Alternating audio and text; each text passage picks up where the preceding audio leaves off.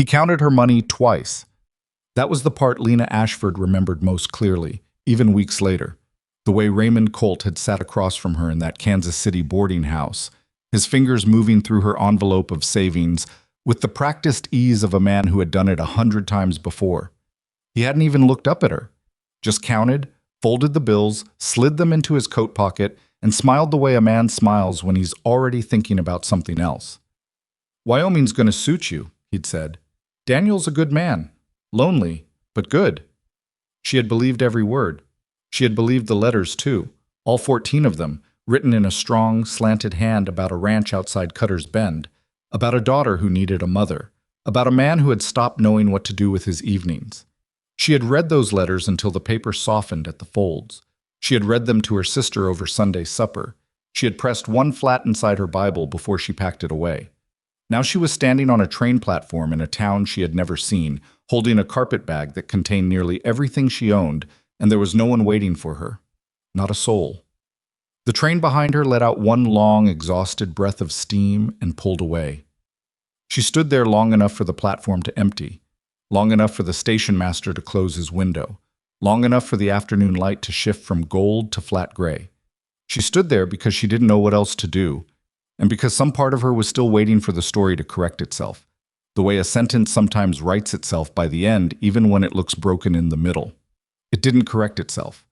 There was no Daniel Ashworth of Cutter's Bend, Wyoming.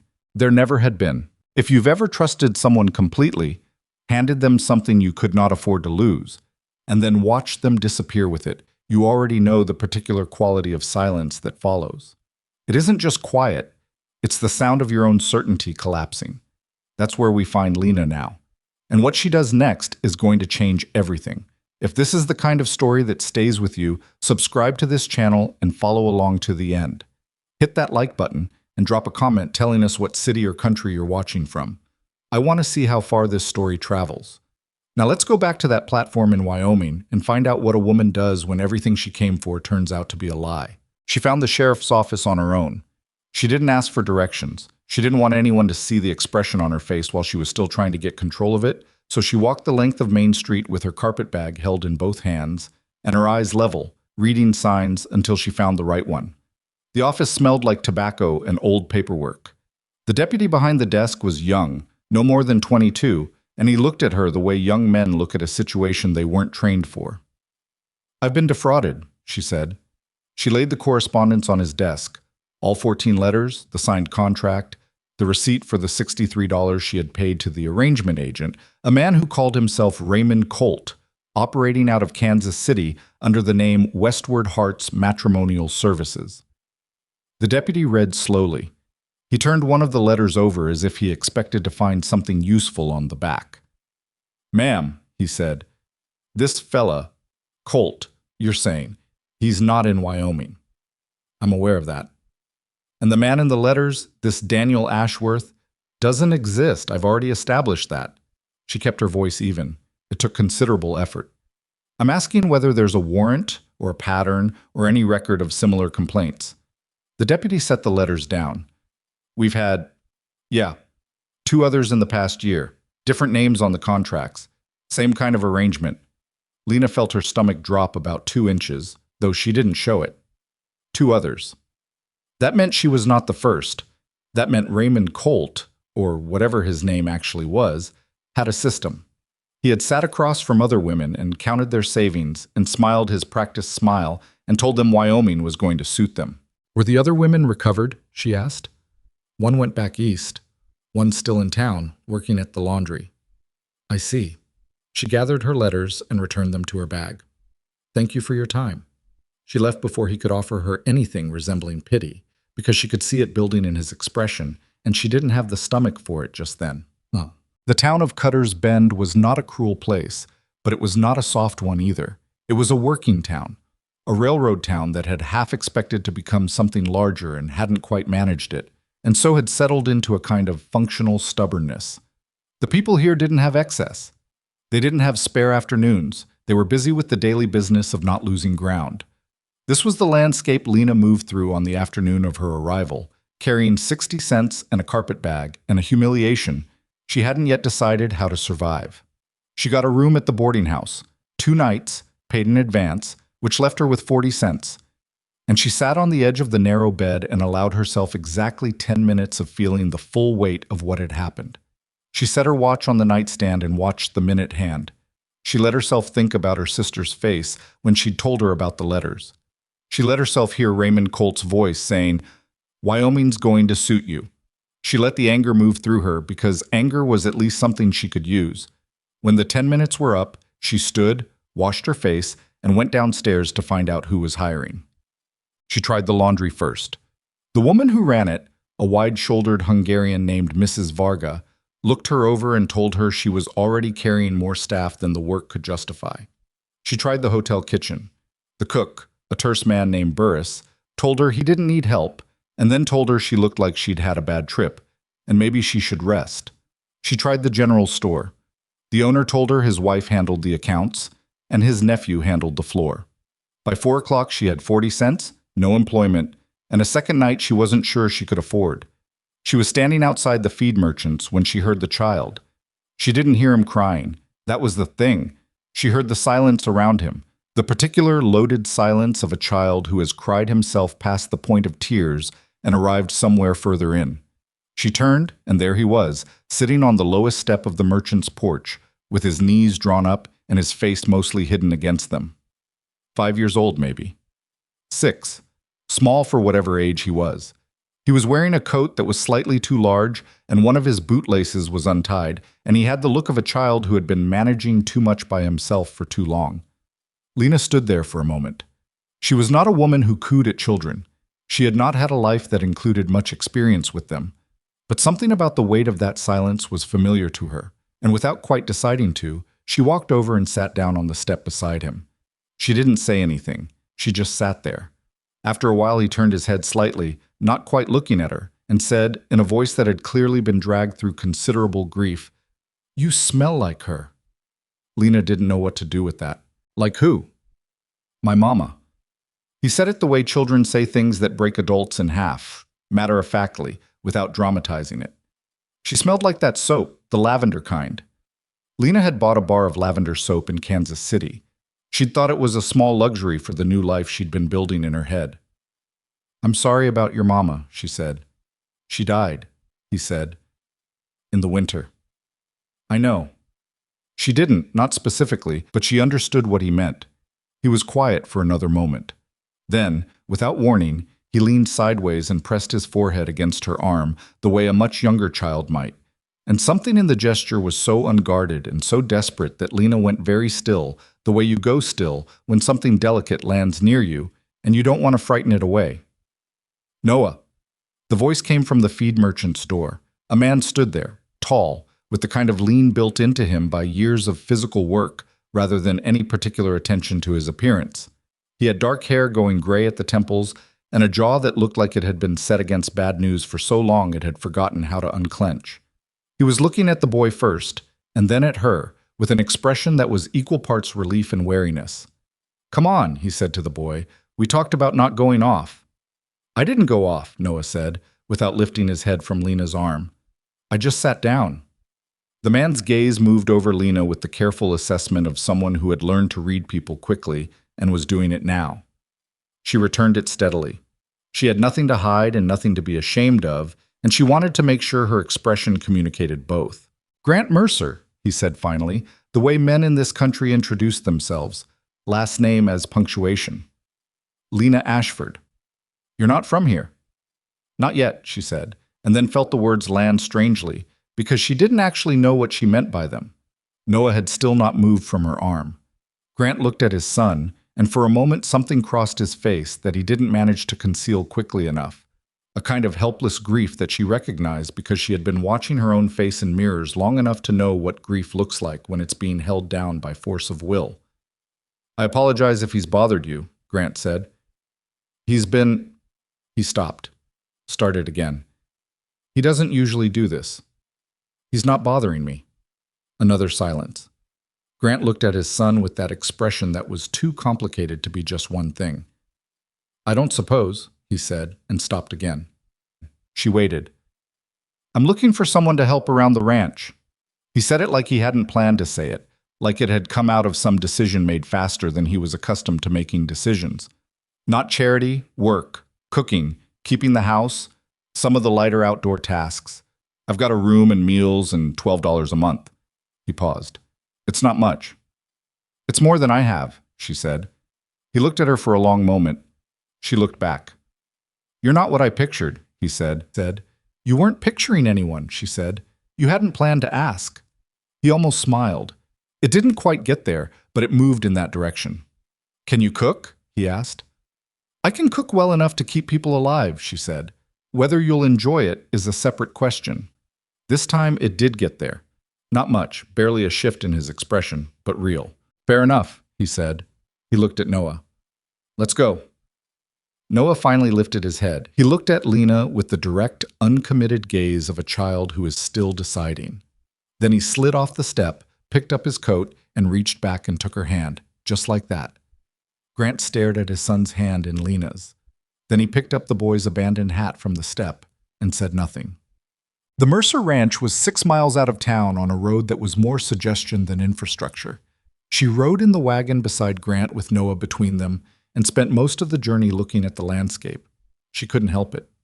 Wyoming in the late afternoon was so large and so indifferent to human opinion about it that it commanded attention. It wasn't beautiful the way calendar paintings were beautiful. It was something else. Something that made you feel the smallness of yourself and then, strangely, the usefulness of your own stubbornness. Grant didn't talk much. She'd already calculated that he was a man who used words the way a careful person uses money. Not hoarded, but not spent on things that didn't matter. He pointed out the property line when they crossed it, told her the water came from a well on the north side, told her the kitchen stove ran hot on the right and cold on the left. What happened to the last person who helped in the house? She asked. He was quiet for a beat. She left. After my wife died. Thought I was too hard to work for. Were you? He considered this. Probably. She appreciated the honesty. It was a small thing, but small things told you more than big statements. The house was worse than she had expected. She didn't say so. It had the look of a place that had been functioning rather than lived in. Dishes clean but stacked without order, floor swept but not washed, windows so long unwiped that the light coming through them had a brownish cast. There was a woman's presence still visible in certain things. A curtain with a particular border, a hook shaped like a flower by the door. And it hurt to look at them, not for Lena's sake, but for the child's, who moved through these remnants every day, without being old enough to fully understand what they were. She put her bag in the room off the kitchen, which was small but had a window facing east, and then she went back to the kitchen and found the coffee and made a pot. Grant came in from settling the horses and stopped when he smelled it. You didn't have to do that tonight, he said. I know.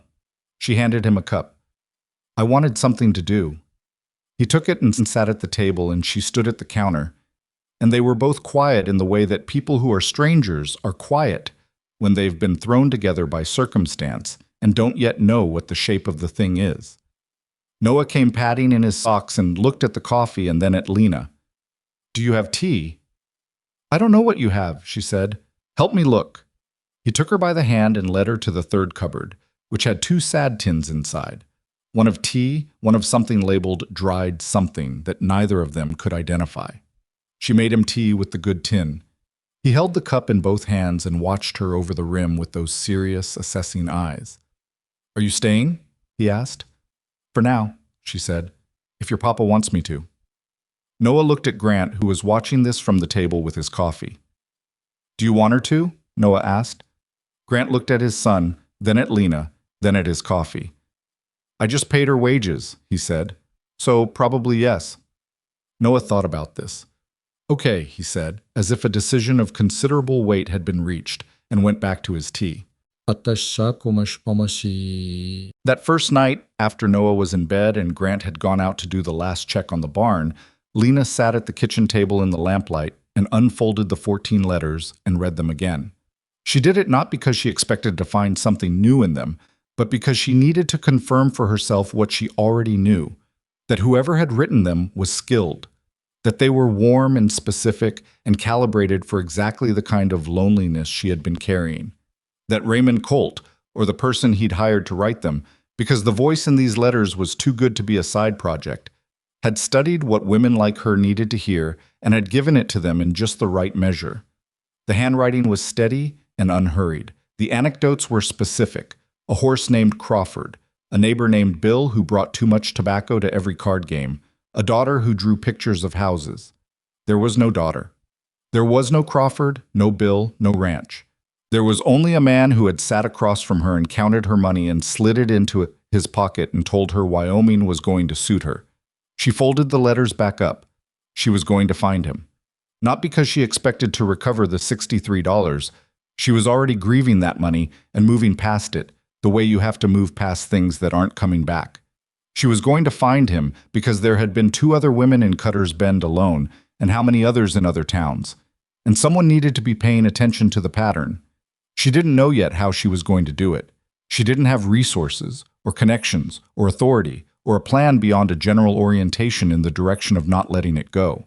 But she had survived the last 12 hours on nothing but 40 cents, and the willingness to sit down on a porch step and be present for a grieving child. That was something. She put out the lamp and went to bed. The next 3 weeks were not transformation.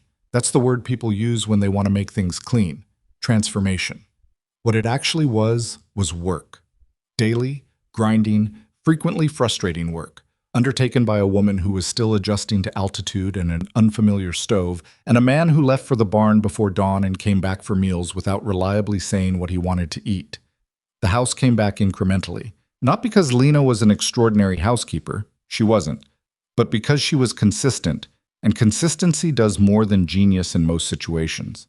She established systems. She figured out that the stove's hot and cold sides changed depending on the direction of the wind.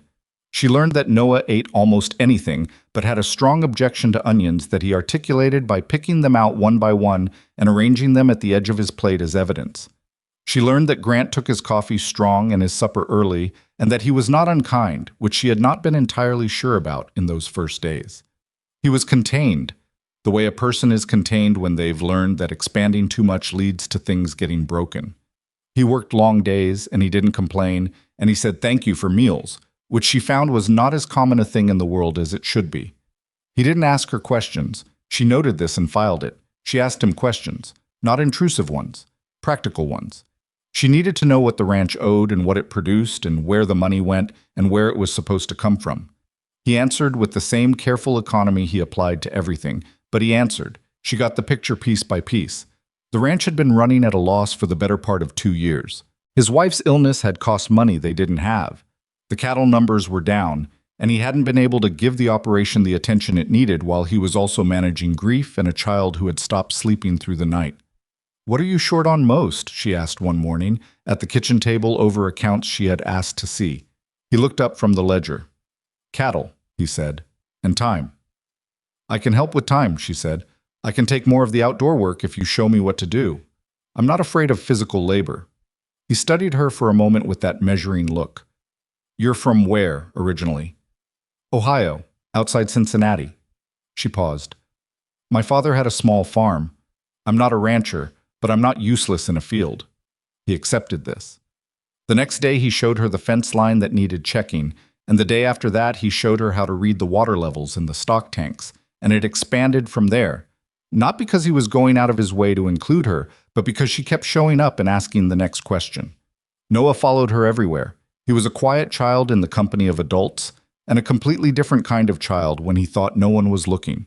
Inventive, mildly reckless, inclined to experiments involving mud and the creek behind the house. He reported back to her on his findings each evening. She listened to all of it. She asked follow-up questions. He began to look for things specifically because he knew she would ask follow-up questions. Grant watched this happening. "I'd like to see that filing," she said. "The one in the county recorder's office." Grant looked at her steadily. "Why?" "Because I know what it looks like when someone is setting up a pressure campaign," she said. "And this looks like someone is setting up a pressure campaign." The men inside laughed at something. It was the comfortable laugh of men who expected to leave with what they came for. Grant was quiet for a long moment. He was looking at her with an expression she couldn't entirely read, something that was evaluating and careful, and underneath both of those things, something that might have been the earliest possible beginnings of trust. "Monday," he said. "County seats in Larimer. We can go Monday." All right, she said. She went inside to finish supper and the buyers left empty-handed, and the ranch went quiet again in the way it did when the day had asked a lot of it.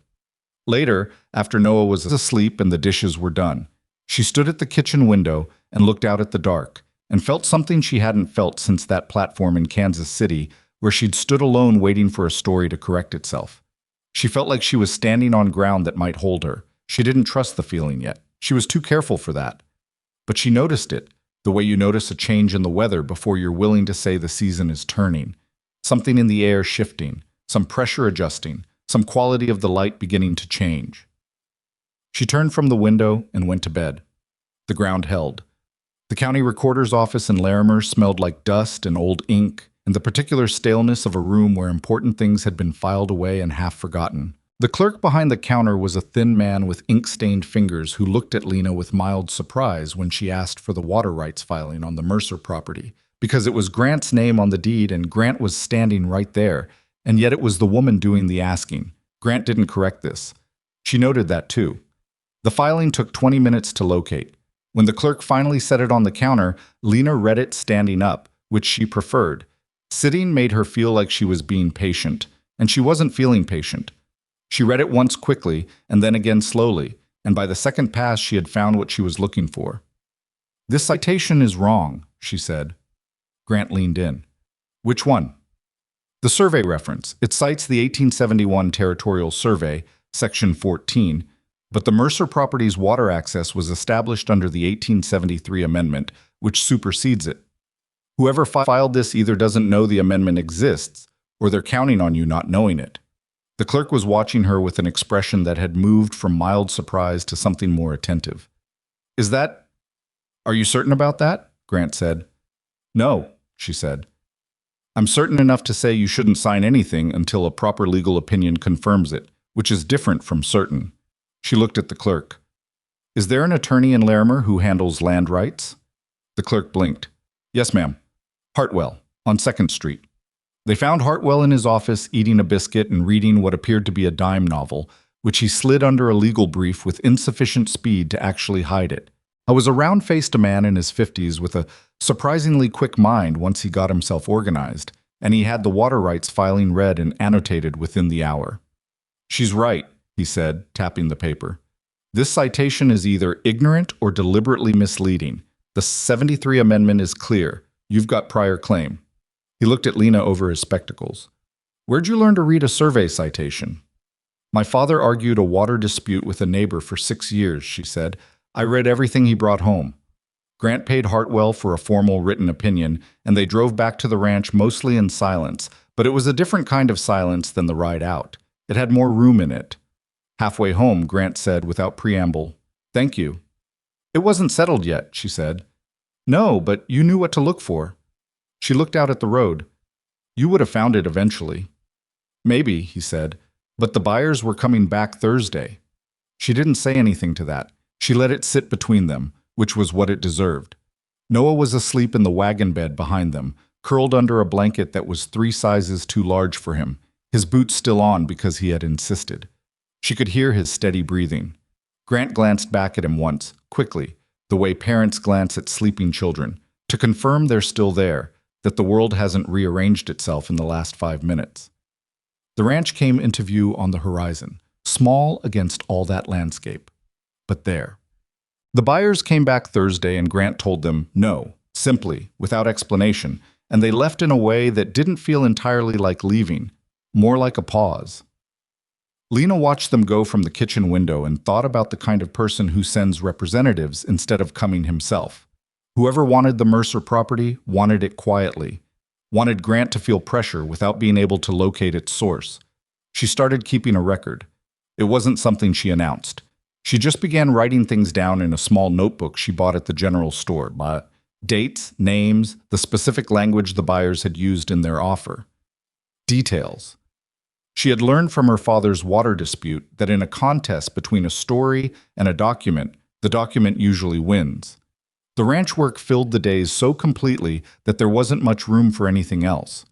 She learned the cattle routines and the feeding schedules, learned to read weather by the way the horses moved and the way the light lay flat before a hard wind. Her hands changed. She'd had clerk's hands in Ohio, and they were turning into something tougher and more honest, and she didn't mind. Noah was her education in a different direction. He was 6. She had learned this finally from a conversation between Grant and the school teacher in town, and he had a 6-year-old's complete confidence that the things that interested him were inherently interesting to everyone. He brought her rocks. He brought her a dead beetle in his jacket pocket, which she handled with composure. He brought her questions that had no answers. Why does water go down? Why do horses sleep standing? Why doesn't the sky fall? And she answered them as honestly as she could, which meant sometimes saying, I don't know, let's find out. He liked that. The other adults in his life knew things. She knew things, and also admitted when she didn't, which was apparently novel. My teacher says the sky doesn't fall because of atmosphere, he reported one evening. Your teacher's right, Lena said, but why does atmosphere hold it up? That's a bigger question, she said. Give me a day. He gave her a day. She spent part of it genuinely trying to think through an explanation a 6-year-old could use, which was harder than it looked and required her to realize she only half understood it herself. She gave him the best answer she could the following evening. He listened with his chin in his hands. Okay, he said. What about why some rocks are shiny? 1 question per day, she said. That's the rule. He didn't protest this rule. She suspected he liked having rules, the way children who have been through uncertain periods like the reliability of small structures. Grant came in from the barn during this exchange and heard it and said nothing, but later he found her in the kitchen and said, with some difficulty, You're patient with him. He's easy to be patient with, she said. He wasn't, for a while. Grant was quiet for a moment. After his mother died, it was difficult. He had nightmares and he stopped talking much. He looked at the wall rather than her. He talks now. I know. He talks a lot, actually. I know, she said again. She kept her voice level, but something in her chest was not entirely level. He's going to be all right.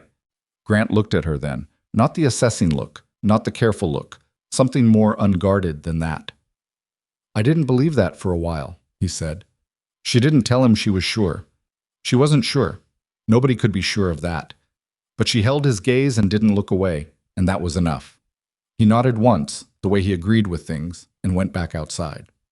She was in the vegetable garden, which had been a tangle of neglect when she arrived, and was now something approaching productive, when she heard the horse coming up the road hard. Not the rolling approach of a wagon or the steady pace of someone making a routine ride. Fast, deliberate. She stood up. The rider was a man she didn't know. He pulled up at the gate and didn't dismount, which told her something. Men who are staying dismount. Men who are delivering something and leaving don't. This the Mercer place? He asked. It is. I've got a letter for a Lena Ashford. She walked to the gate and took it. The handwriting on the outside was not handwriting she recognized.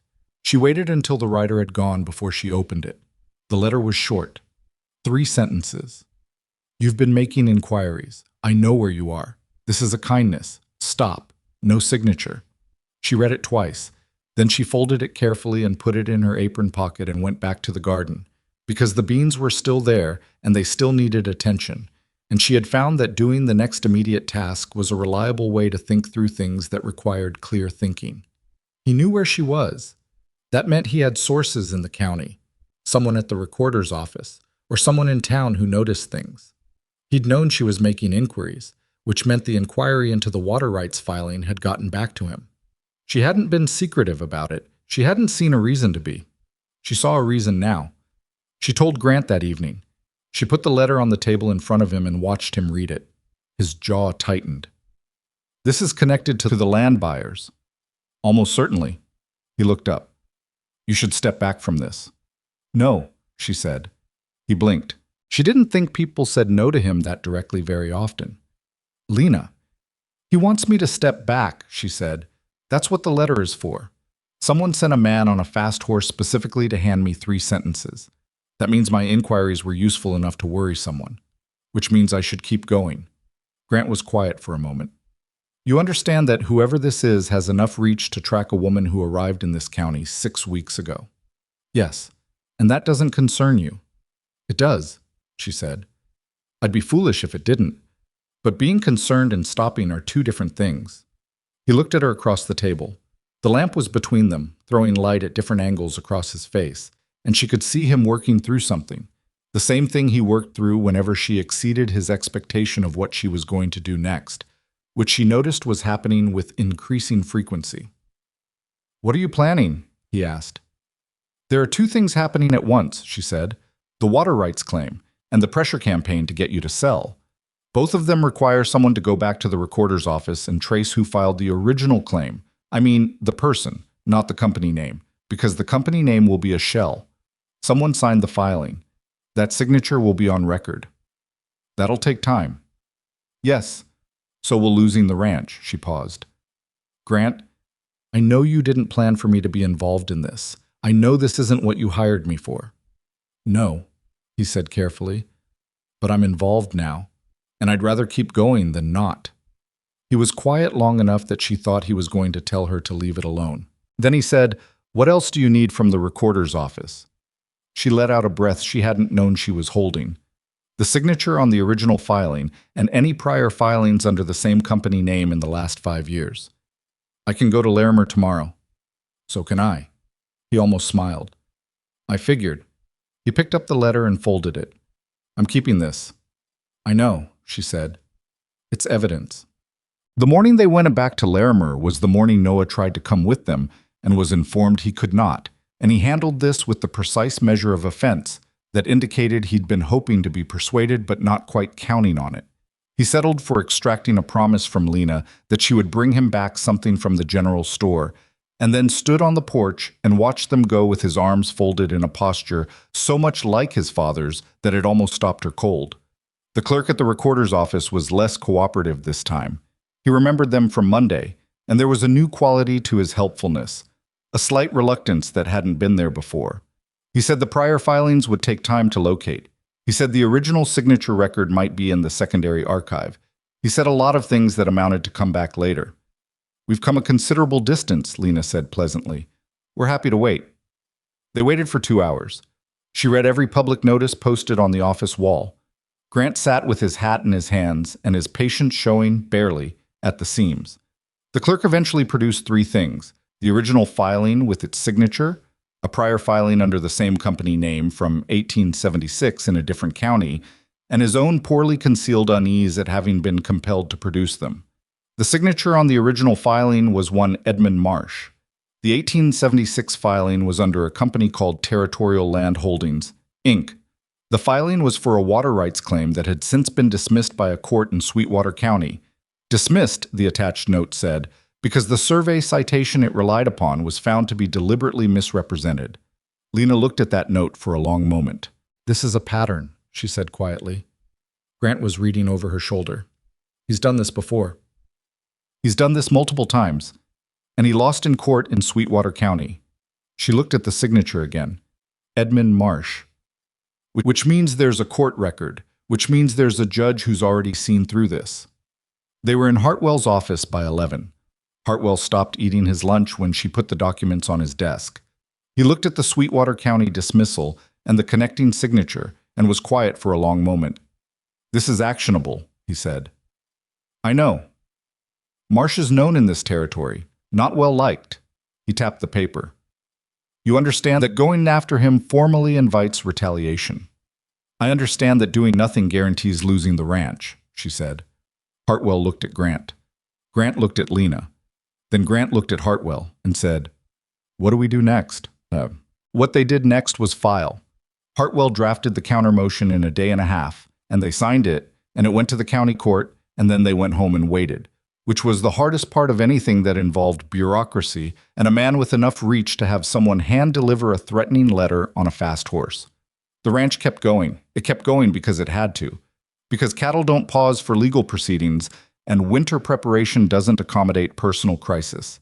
Lena threw herself into the work with the kind of focus that was partly genuine commitment and partly deliberate strategy to keep her hands busy while her mind sorted through things she couldn't yet resolve. She reorganized the supply purchasing to reduce costs. She found 2 vendors in town who would accept produce from the kitchen garden in partial trade for dry goods, which saved money they needed for Hartwell's fees. She kept the notebook, and the notebook grew. Grant watched her and said less and less that was unnecessary. He was not a demonstrative man. His affection, such as it was, came in practical forms. He started leaving coffee already hot in the mornings before she got up, because he rose earlier. He fixed the latch on the kitchen door without being asked, after she'd mentioned once that it was stiff. He brought her back a better pair of work gloves from town when hers wore through. She noticed these things the way she noticed everything, carefully, without making too much of them. Noah, meanwhile, had developed a proprietary attitude toward the kitchen garden that had not been invited but was not unwelcome. He could identify 6 varieties of vegetables from the leaf alone, which was information he volunteered frequently and with considerable pride. He had also decided, without consulting anyone, that the runt of the barn cat's litter needed to sleep inside, and had managed to negotiate this with his father through a sustained campaign of quiet persistence that Lena found entirely admirable. The cat was named Patch, and he had taken up residence on the rag rug by the stove, and Lena had decided she was going to pretend this was Grant's decision. 4 weeks after they filed the countermotion, a second letter arrived. This one was longer. It laid out, in formal but unmistakable language, that Edmund Marsh was prepared to escalate, that he had documentation, his word, proving that the Mercer Ranch had been operating on illegally diverted water for 3 years, that he was prepared to bring this to the territorial governor's office if the current legal action was not withdrawn. It was not a legal document, it was a pressure letter, designed to look like one. Lena read it at the kitchen table with Noah sitting across from her eating an apple. When he finished the apple, he looked at her face. "Is something bad happening?" he asked. "There's a man trying to cause trouble," she said, "but we're paying attention, which makes it harder for him." He thought about this with the serious, unhurried consideration he applied to most things. "Does paying attention help?" "More than almost anything else," she said. He nodded. "Okay." He got up, put his apple core in the waste bin, and went outside, satisfied. Grant read the letter that evening. His face did the thing it did when he was genuinely angry, went very still, and the line of his jaw hardened, and he didn't speak for almost a full minute. "He doesn't have documentation," she said. "If he had real documentation, he'd have submitted it. He's making claims because claims are free." "He knows we know that," Grant said. "Yes, he's not trying to convince us legally. He's trying to wear us down emotionally, make us feel like it's not worth it." She looked at him. "Is it working?" Grant looked back at her with something direct and a little fierce. "No." "Good." She wrote back to Hartwell the same evening. She included her analysis of the letter, her assessment of what Marsh could and couldn't actually do, and a question about whether the Sweetwater County court record could be submitted as prior pattern evidence if this went to trial. Hartwell's reply came back in 4 days. The answer to the last question was yes. The moment that reorganized everything happened on a Tuesday, at the end of October, when the aspen had gone gold, and the first hard cold was moving in from the north, and the ranch was as settled as it had ever been since she'd arrived. She came back from checking the far water tanks to find a horse tied at the gate she didn't recognize. Not 2 horses, like the buyers had brought. 1 horse. A good horse. Not a working animal, something with more breeding in it. A man was sitting on the porch. He had the kind of stillness that isn't peace. It's the stillness of someone who has sat and waited in places before because he knew the waiting would yield something. She walked to the porch and stopped. She knew the face. She would have known it anywhere because she had spent 6 weeks in Ohio after reading those letters, imagining what it would look like in person. What it would look like when the train arrived and this man was standing on the platform to meet her. She had invented the face before she ever saw it. Raymond Colt looked exactly like someone who was very good at what he did. Well-dressed without being flashy. A face that held itself at just the right degree of openness. And eyes that were assessing her right now with a speed she recognized, because she'd been assessed by those eyes once before across a boarding house table in Kansas City. "Miss Ashford," he said. He smiled. "You're a harder woman to find than you look." She said nothing. He reached into his coat and produced a document. He held it out to her with a steadiness that told her he had done this before, in other places, with other women. "I believe you know what this is," he said. "We have unfinished business, you and I." She took the document. She looked at it. It was a marriage contract. Her name on one line, his on the other. A signature that was a plausible forgery of hers. Good, but not perfect. He was watching her face to see where it broke. It didn't break. She had spent the last 3 months building something in Cutter's Bend, Wyoming, one careful day at a time, and she was not a woman who broke in front of men who were waiting for it. "You've made an error," she said. Her voice was even. "Several, actually. But the most important one is thinking that I'm still the woman who stood on that platform." His smile didn't waver. "You're a mail-order bride who never made it to the altar. According to this document, you owe me a legal remedy." "According to that document," she said, "you forged a signature, which is a crime. And you've come to the home of a man who can testify to that, in a county where your filing history is already on record, and where a lawyer named Hartwell has built a case file with your name on the cover." She handed the document back. "You should leave now." He was still smiling, but something had moved behind it, something she recognized as surprise that it was covering. "There are other ways this goes," he said. He let the meaning of that settle. She met his eyes and held them. "There are," she agreed. "None of them end the way you expect." She went inside and she bolted the door, and she sent Noah to the barn to get his father, and she stood at the window and watched Raymond Colt sit on the porch for another 4 minutes before he mounted his horse and rode back toward town. She picked up her notebook. She wrote down the time, the description of the horse, the direction he rode. Then she made supper because Noah needed to eat, and Grant would be in shortly, and whatever was coming next was going to require all of them to be steady. The lamp burned long that night. Outside, the wind came down from the north with the smell of the first real winter in it, cold and serious and without apology, the way this country announced its intentions. She was ready for it. Grant came in from the barn 20 minutes after Colt rode away, and Lena told him everything at the kitchen table with the forged document's description written out in her notebook, and Noah eating biscuits at the other end of the table pretending not to listen. Grant listened without interrupting, which was his way. When she finished, he was quiet for a moment, and then he said, "He came here." "Yes." "To this house." Something in his voice had gone flat in a particular way she hadn't heard before. "He wanted to see my face when I looked at the document," she said. "He comes in person for that part.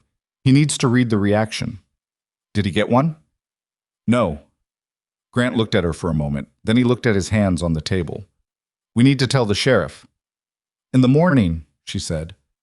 "Tonight I want to write down everything while it's fresh." He nodded. He sat with her while she wrote, which she hadn't asked him to do and which he didn't explain.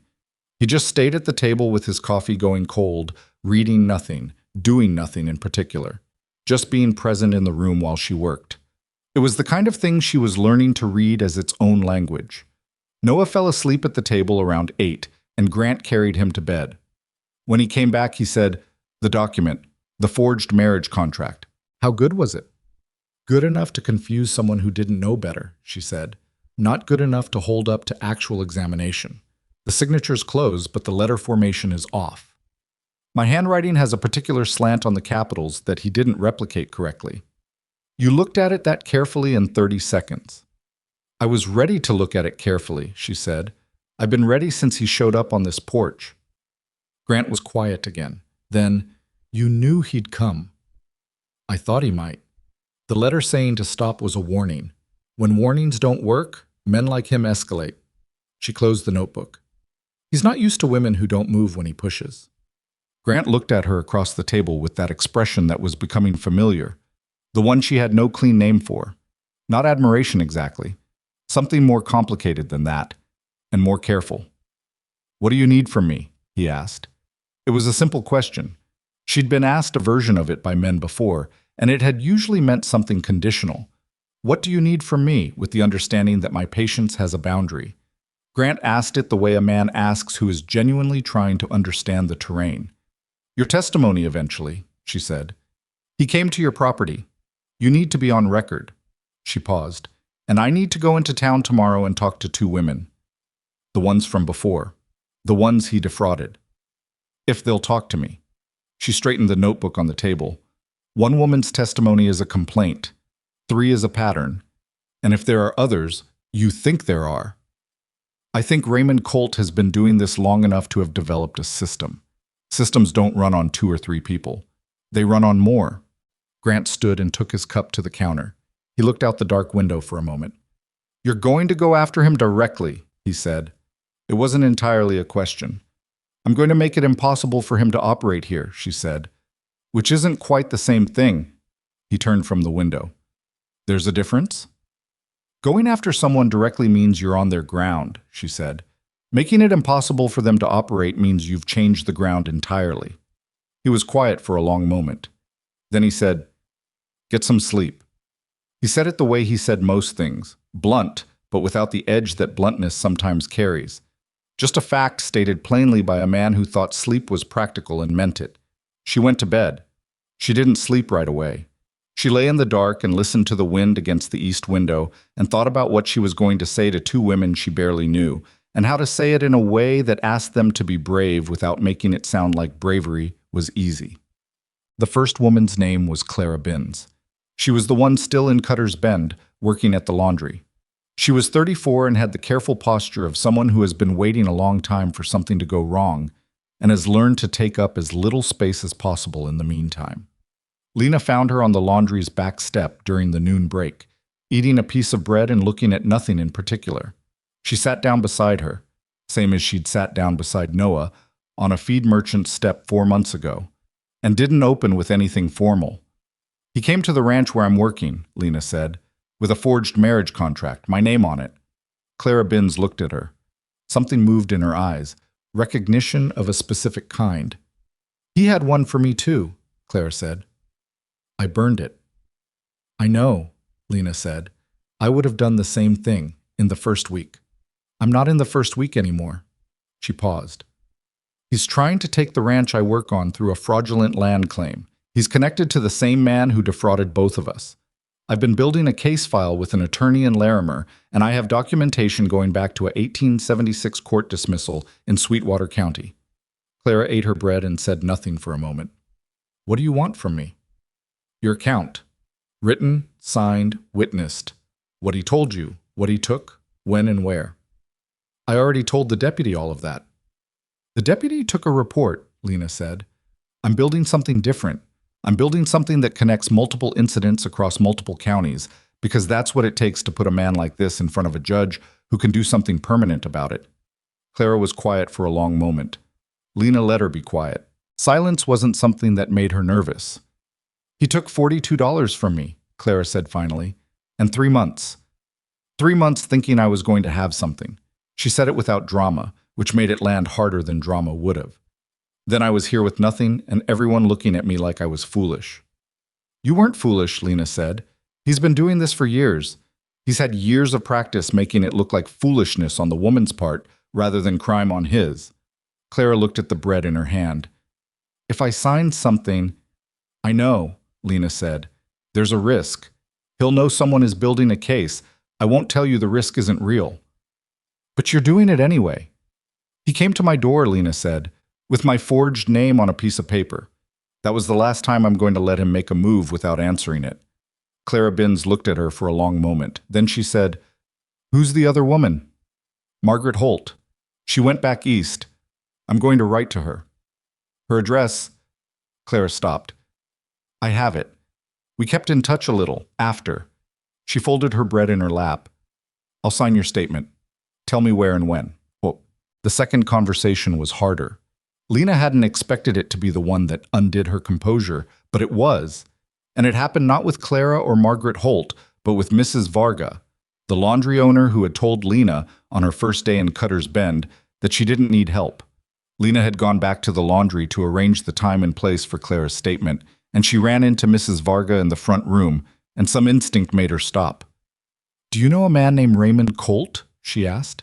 Mrs. Varga's face did something involuntary, something that answered before she did.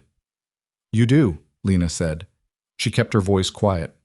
Mrs. Varga, who was wide-shouldered and efficient and ran her business with a composure that had seemed impenetrable, turned her back and adjusted something on a shelf that didn't need adjusting. "He was different then," she said to the shelf. "Different name, 5 years ago. I was new to this country, and I didn't— my English was not so good." She paused. "He took a different kind of thing from me." Lena waited. "Not money," Mrs. Varga said. "Time. And I believed him, about what he was going to do, what we were going to build." She turned around. Her face was composed again, but it had cost her something to get it there. 2 years I waited for things he promised. Then I found he was making the same promises somewhere else. I built this place instead. She gestured at the laundry. So, I'm sorry, Lena said. Don't be sorry. Be useful. Mrs. Varga looked at her with the direct, assessing gaze of a woman who has done her grieving in private and come out the other side into something harder and more reliable. What do you need? Lena told her. Mrs. Varga nodded. She signed a statement that same afternoon in Lena's notebook, witnessed by Clara, and what she wrote was 2 paragraphs of plain, exact language that were more damning than anything Lena could have composed herself. She went to the sheriff's office that same week. Not the deputy. The sheriff himself, a man named Aldous Webb, who was 58 and had the look of a man who had seen most varieties of human behavior and cataloged them without much surprise. She put the notebook on his desk. She put the attorney's case file beside it. She put Clara's signed statement, Mrs. Varga's statement, and the copy of the Sweetwater County dismissal beside that. Sheriff Webb read slowly. He turned pages. He went back to the beginning of the notebook and read several entries twice. You've been at this a while, he said. 4 months, she said, give or take. And Colt came to the Mercer Ranch himself. 11 days ago, with a forged marriage contract bearing my name. Mr. Mercer is prepared to make a statement. Webb leaned back. Marsh and Colt. You're saying they're connected. The land claim against the Mercer property was filed by Edmund Marsh. The matrimonial fraud was run by Raymond Colt. Based on the timing and the Sweetwater County record, I believe they're the same operation, using the matrimonial scheme to identify vulnerable women in a given area and the land scheme to target property owners under economic pressure. The women are either used as leverage or simply discarded. In my case, I was supposed to be discarded. Webb was quiet for a long moment. That's a significant claim. It's a documented claim, she said. That's why I built the file. He looked at her over the papers. Where'd you learn to build a file like this? From watching people lose things because they didn't have one, she said. Webb closed the notebook carefully. I'll need to take this to the circuit judge. Hartwell's involvement helps. He's got standing in this county. He tapped the file. This is good work, Miss Ashford. Thank you, she said. Can you pick him up? Not. I need the warrant, and the warrant needs the judge. And the judge is in this county Thursday. He paused. Don't confront him directly. I understand, she said. She understood, and she meant it when she said it, and she fully intended to honor it, right up until the Thursday when the judge's ruling was still pending and Raymond Colt walked into the Silver Star Saloon at 3 in the afternoon and sat down at a table with 2 men she recognized as regular townspeople and began talking to them in the warm, open, unhurried way of a man who is completely confident in his cover. She was across the street. She had not been looking for him. She had been coming out of the general store with flour and a small paper packet of tea that she'd promised Noah, and she happened to look left. She stood on the sidewalk for a moment. Then she crossed the street. The Silver Star at 3 in the afternoon was not empty. It was not full either. A Thursday afternoon crowd, maybe 15 people, the kind of low-level social gathering that a frontier saloon served between the functional hours of a working town. The 2 men Colt was talking to were Calvin Marsh, no relation to Edmund, simply an unfortunate coincidence of name, and Pete Duval, who ran the feed merchants and was one of the people who had been talking to the land buyers when they'd made their initial circuit through town. Colt saw her come in. She watched him clock her in the first second and make a rapid internal calculation.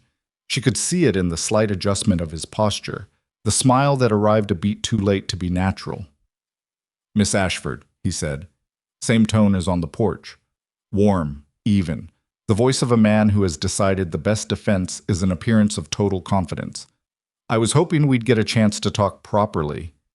We're going to, she said. She didn't match his volume. She didn't need to. The room had already gone somewhat quieter. I'd like you to explain to these men what your actual name is, and your actual profession. He tilted his head slightly.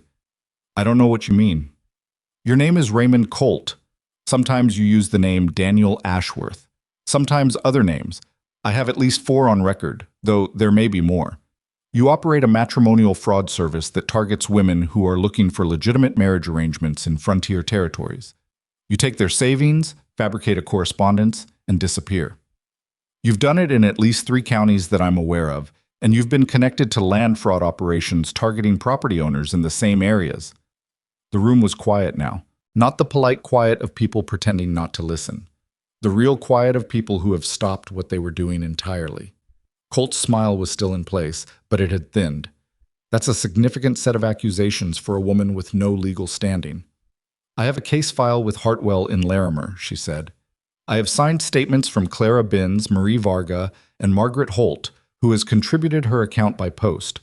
I have the Sweetwater County court record documenting a prior dismissal of a fraudulent water rights claim filed under your associate's name. I have the forged marriage contract you brought to the Mercer Ranch 11 days ago, which I kept, along with a written account of the encounter witnessed by Grant Mercer. She paused. I also have 14 letters you wrote to me or had written on your behalf over a period of 4 months, which demonstrate the deliberate construction of a false identity for the purpose of financial fraud. Colt stood up from the table. He was not smiling anymore. Something else was in his face now. Something that was working out its options at speed. You should be careful, he said. His voice had dropped. About what you say in public. You should be careful, said a voice from behind Lena. She turned. Clara Binns was standing just inside the door. She had the expression of someone who had decided something difficult and arrived at a kind of peace on the other side of it. He told me his name was Robert Ward, Clara said. She wasn't speaking to Lena. She was speaking to the room. He said he was a cattleman from Colorado. He took $42 from me and a watch that belonged to my mother. The watch said, "For my darling Clara" on the back. She looked directly at Colt. I'd like it back if it's not too much to ask. Mrs. Varga came through the door next. Lena hadn't known she was coming and felt something in her chest shift at the sight of her. This solid, self-made woman who had built a business out of the ruins of her own particular encounter with this man. He told me a different name, Mrs. Varga said. She looked at the room, not at Colt, the way a person looks when they are making a public statement rather than a private accusation. 5 years ago, but the face is the same. Colt's gaze moved around the room. For the first time, she saw him doing the calculation and not liking what he found. The room was not sympathetic. Pete Duval had pushed his chair back from the table slightly, as if creating distance from the man he'd been sitting with. Calvin Marsh looked at his drink. This is... Colt started. Sit down, said a new voice. Sheriff Webb was in the doorway.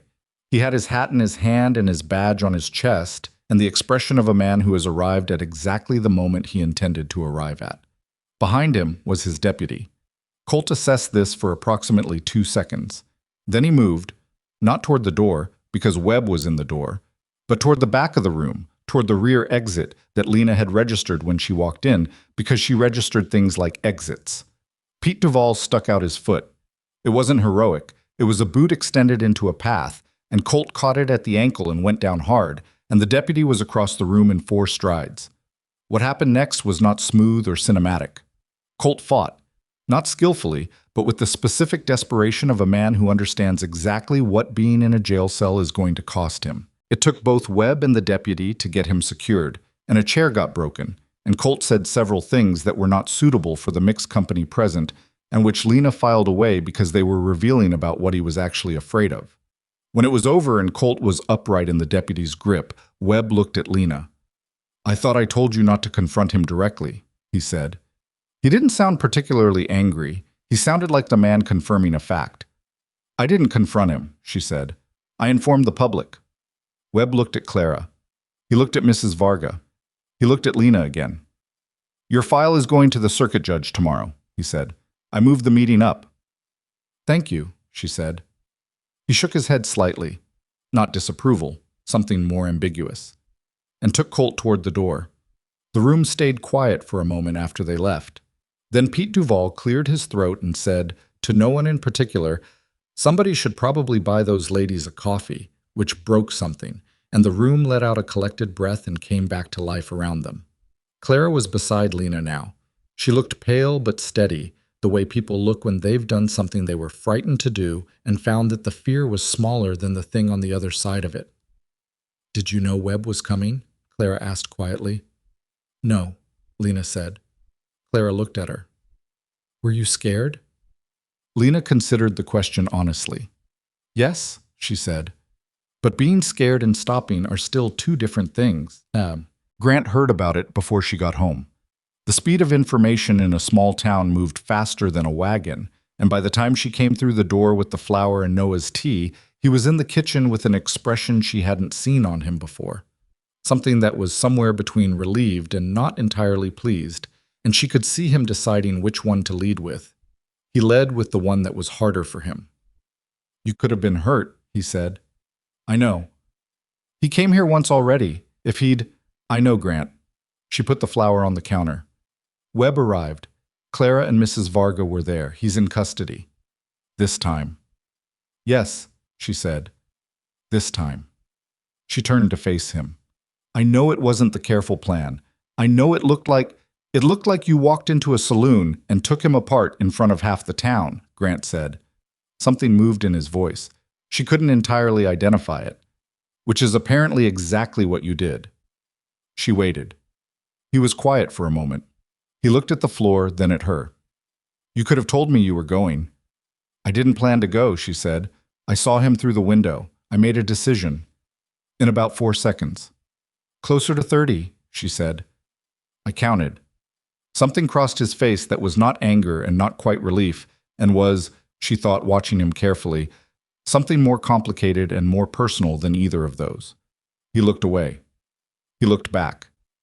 30 seconds, he said. I knew the room. I knew what I had. I knew Webb was coming to the county Thursday.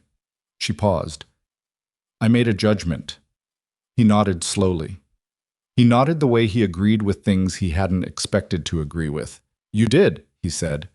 He didn't say anything else, but the quality of the silence changed. Noah came in from outside with mud on his knees and a strong opinion about what should be for supper, and the kitchen reorganized itself around him the way kitchens did, and the conversation folded into the next part of the evening without needing to be formally concluded.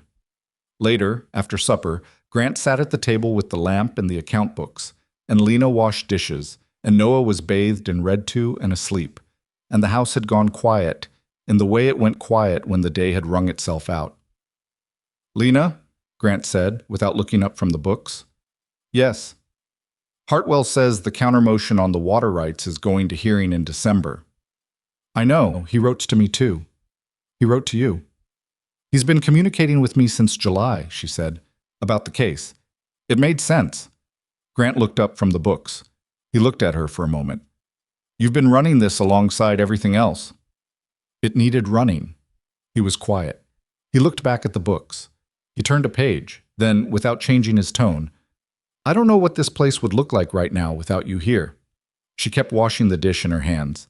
She didn't make anything of the statement, and she didn't dismiss it either. She let it sit in the air where he'd put it and be what it was. It would look like it looked in July, she said, but harder. He made a sound that was close to a laugh. Not quite, but closer than he usually got. Outside, the wind had picked up. A real wind, a November wind that meant business, and came from the north with nothing in its way. The lamp on the table made a small, steady light. The cat had taken up his position on the rag rug by the stove.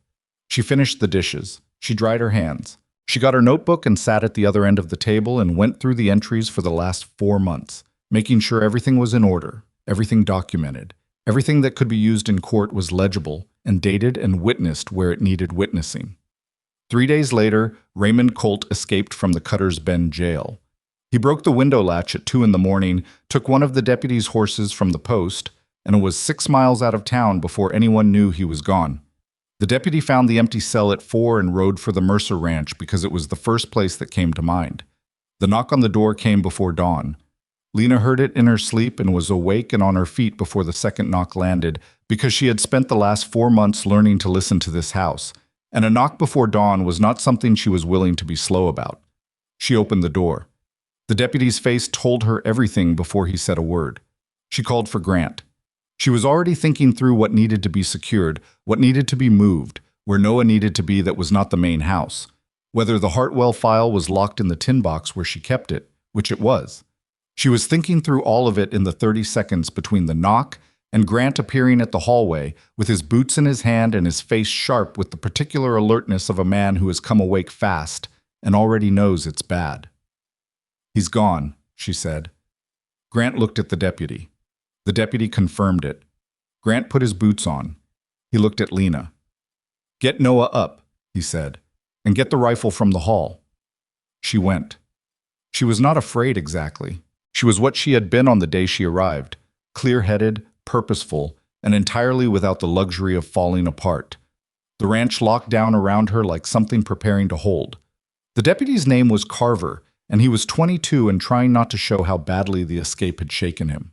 He stood in the Mercer kitchen with his hat in both hands, while Grant laced his boots and Lena put water on for coffee, because it was 4 in the morning and nobody was going back to sleep, and hot coffee was a thing she could do right now while she thought through everything else. "He got the window latch off with something," Carver said. "We think he had a tool on him we missed when we searched him. My fault. Sheriff's going to..." He stopped. "How long?" Grant said. 2 hours, maybe a little more. I did the last check at midnight." "So he's had the dark and a horse in 2 hours," Grant said. He wasn't accusatory. He was calculating.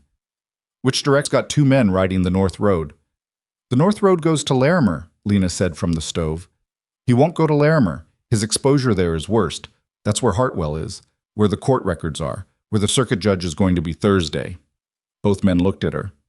"He'll go south or east," she said. "South toward the territorial line, or east because he has contacts somewhere east. The 1876 filing in Sweetwater County, that's east of here. He knows people there." She poured 2 cups and set them on the table. "Or he comes here." "Why here?" Carver asked. "Because I'm here," she said, "and because coming here is the only move that gives him anything useful. Running gets him nothing except distance. Coming here, if he can remove the case file, or remove me, or create enough chaos to delay the Thursday hearing, that buys him something." She looked at Grant. "He's not a man who runs when he thinks there's still a play to make." Grant was looking at her with that quiet attention he gave things he found worth understanding. He picked up his coffee. "You think he'll come?" "I think it's the most likely thing," she said. "Not certain, but likely enough to prepare for." Grant set his cup down and looked at Carver. "Go back to town. Tell Webb to send 2 men out here and to watch both south roads. And tell him Lena thinks east is a real possibility. His contacts in Sweetwater County." Carver nodded, put on his hat, and was gone. The kitchen was quiet. Outside the window, the dark was the deep, absolute dark of a November night on open land.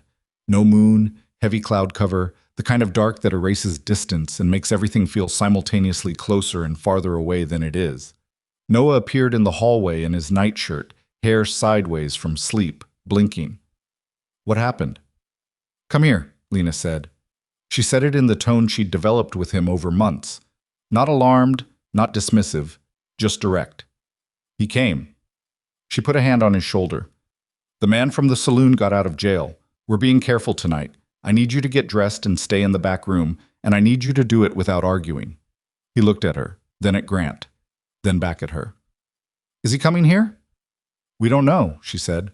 "Probably not, but we're acting as if he might, because that's the careful thing." Noah processed this with the seriousness he applied to anything Lena told him required seriousness. "Do I have to go to sleep?" "No," she said. "You can bring a candle and your books." He went. She listened to his footsteps down the hall, the sound of the backroom door closing, and then turned to Grant. "The tin box with the case file," she said. "I want it out of the house." "Where?" "The barn, up in the loft in the feed stores. If someone comes in here looking for it, it won't be the first place they go." Grant took the box himself. She watched him cross the yard with it, nothing but a lantern and his own certainty in his stride. He was back in 4 minutes. He came through the door and looked at her standing in the kitchen with the rifle he'd told her to take from the hall, and something moved in his expression. Not surprise exactly, more like the quiet recognition of a man who is still in the process of understanding what he is looking at. "You know how to use that," he said. "My father had a farm," she said, "and a rifle, and a belief that his daughters should know how to use it." She paused. "I'm not a marksman, but I can be convincing at close range." He almost said something. She could see it forming and then being held back, reconsidered, set aside. "All right," he said instead. He went to the back room where he kept his own rifle and ammunition, and she heard him loading it with the methodical calm of a man who has been in bad situations before and knows that calm is the only useful thing to bring. The next 3 hours were the longest of her life, and she had recently had some competition for that title. They didn't sit still. There was too much potential in sitting still for the mind to construct scenarios, and constructed scenarios were less useful than concrete tasks. Grant moved through the ranch checking locks, securing the barn, putting the horses in where they'd have warning if someone came near. Lena kept the kitchen lamp low and made herself useful by preparing for morning, because morning was going to come regardless of what happened, and Noah was going to need to eat, and the cattle were going to need attention, and the ranch was going to continue demanding its daily maintenance whether Raymond Colt was a problem or not. She found that keeping her hands in the future was the best way to keep her mind in the present. Webb's men arrived at 6. 2 deputies she recognized by sight but not by name, who posted themselves without drama, one at the front approach and one at the back. Webb himself rode in at 7 with the gray beginning of dawn behind him, and the face of a man who had been up all night making decisions. Sweetwater County Sheriff confirms Colt had a contact there, Webb said at the kitchen table. A man named Deason. They're watching his property. But, Lena said, but Deason's place is 40 miles out and we don't have the men to cover everything. He wrapped both hands around the coffee she'd set in front of him. Miss Ashford, the case file, it's secure, she said. Off the property. Webb looked at her. Good. The circuit judge is still Thursday? Grant said. Thursday, Webb confirmed. Colt knows that, which means whatever he's going to do it before Thursday. He looked at his coffee. We've got 2 days. 2 days. She ran through the arithmetic quietly in her head. What those 2 days contained, what couldn't be moved or rescheduled, where the gaps were. Noah needed to go to school, which she'd decided he wasn't going to, which was going to require a conversation. The counter-motion hearing on the water rights had been consolidated with the criminal proceeding, Hartwell's doing, and Smart, which meant if Colt could delay the criminal proceedings by any means, he bought time on the land claim too. He's not just running, she said. If he were just running, he'd be in Nebraska by now. He's still trying to make a play. Webb looked at her. Grant looked at her. She kept her eyes on Webb. He's going to try to discredit the case file, she said. Or me. Or both. He can't make the documents disappear at this point. They're filed with Hartwell, and copies went to the county recorder, and the Sweetwater County court record is already there. So the next move is to make the testimony questionable. She paused. He needs to either get to Clara or Mrs. Varga, or he needs to create a story about me that makes my account look motivated by something other than the facts. Webb was quiet for a moment. We can post someone with Clara Binns. Mrs. Varga can take care of herself, Lena said, but she should know he's out. I'll tell her personally. Webb stood. He looked at Grant. I need you both in town for the Thursday hearing. Is that a problem? No, Grant said. Noah stays with Mrs. Varga, Lena said. Both men looked at her. She's capable. She's aware of the situation, and she'll be posted with one of your deputies anyway. Noah doesn't come to the hearing. Grant was quiet for a moment. She could see him working out a protest, and then finding he didn't actually have one. All right, he said. What? The first day passed without incident, which was its own kind of exhausting. Tension with nothing to resolve against is harder on the body than tension with an actual event, because the body prepares, and the preparation has nowhere to go. By Tuesday evening, she had a headache behind her left eye, and her patience was threadbare at the seams, and she sat with Noah in the back room while he read to her. He'd recently discovered that reading aloud was a form of power he possessed, and he exercised it frequently, and let the sound of his voice slow something down in her that had been running too fast all day. He was reading from a book about natural history, a volume on North American birds, and he developed opinions about several species that he communicated as footnotes to the text. This one's wrong, he said, tapping a page about magpies. It says they only take shiny things. I've seen ours take a piece of bread and a button, and once a piece of string. String isn't shiny. You're more observant than the author, she said. He considered this with appropriate gravity. He probably didn't watch very carefully. Probably not. He went back to reading. After a while he said without looking up, Lena. Yes. Is my papa scared? She thought about how to answer this, Not about what was true. She was fairly certain of what was true.